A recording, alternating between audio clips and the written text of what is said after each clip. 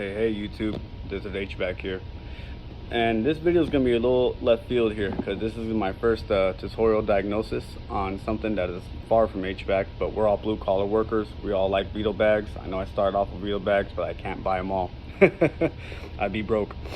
So for those of you that probably work in shopping centers, malls, Fry's, Walmart, where you have public facility restrooms, you probably know what this is. This is an electronic sink valve with the housing on bottom, solenoid on top.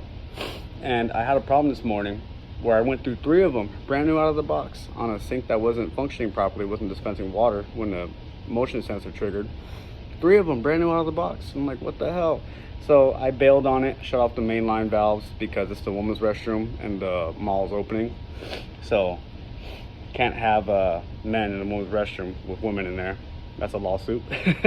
So either who, I'm gonna do a how-to video on how to get these fuckers back up and going. Excuse my French, but it totally tipped me off this morning. So I came back in the shop, took the 3 I had apart, and they all had the same problem. Brand new out of the box from the manufacturer. I can't believe it. But for those that are curious on the brand, we use SYMMONS touchless electronic water faucets for the bathrooms, and it comes with a battery pack, typically 6 AA batteries, the faucet head itself with the little LED sensor switch to detect motion, and then this valve to complete it. So without further ado, sorry, it's cold outside, let's get to the video.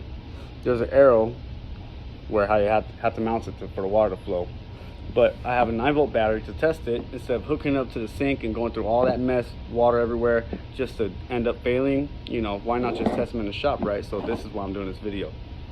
7 years in HVAC makes you understand electrical really well. So look, I energize it now, nothing happens. Let's reverse the polarity in case it's closed or open. Here, nothing happens. No click, no nothing. And with the solenoid, you should at least hear a click. Guys that are HVAC at least know that. Guys that work in shopping centers that deal with these, you know that as well. So if we take the solenoid apart from the housing here on the bottom, typically you can unscrew it by hand, but it has little crevices on top to fit a crescent wrench, right? You unscrew it, there's a valve body, so and so. And in here, you got this little rubber boot, right? You take that boot off, beneath it, it's a little pin. So we take that pin off, right? There's a magnetic shank for the solenoid to grab and energize and de-energize, like so. And you cannot see this in video, I apologize, but I'm telling you what it is, and you'll see right now when I dig it out. There's a little spring in here, and if you could see it, awesome. If you can't, I'm sorry, but it's facing sideways. And again, this is brand new out of the box, and it doesn't function properly. The solenoid doesn't engage, doesn't click, doesn't do anything, right? So if you take a little flathead or an awl and you kind of finesse it out of there, watch what I get out of here. Try to get out of here. It's amazing. I don't know how it does this from the manufacturer, but it do. And voila. Little tiniest thing in the world, right? But sometimes the smallest things cause the biggest problems. All my blue collars out there, you know what I'm on about. So here's our magnetic rod, this little rubber boot on top, and the way this is orchestrated is like this to the boot. Bang, bang, bang. Shut water off, or shut water off down, open to let water through the body of the valve, right? So where does the spring go? How does it go together? Why was it sideways in the housing or in the solenoid itself? Well, on the air side of this pin, there's a little hole there. You stick your spring in there, like so. Look at that. This bottom's out there, part of it sticks up from the top. Then you take it, reverse assembly. Look at that. Pulled it right in with the spring. And I felt a nice little thump when it did it too. I felt the spring bottom out, right? So we put that boot back on. First, I want to show you guys something fun. Let's have some fun. Let me put my wire back through here real quick. Okay, like so. So here's my valve, right? Here's my battery. Let's see what happens if I go, there you go. You felt that? I pushed it down, it clicked. So right now, the valve is theoretically open. So once the hands move away, water turns off. Let's see what happens. Okay, reverse polarity. Bear with me for just a moment, people. I want to face this way, actually. There we go, so I don't lose it. Hold on a second. Let me get this just right for y'all. Sorry. Boom, look at that. It shot right out like it's supposed to do. And you even heard a click. So let's put it back in. Okay, so right now, without me pushing it in, technically this is in the open position. Now if I energize it again, nothing happens, right? Got versa polarity to close. Look at that. You heard a click. And where's my pin? Sunk down. I didn't push it. You see, if I try to push it, no click, no lock, nothing happens. So put that boot back on.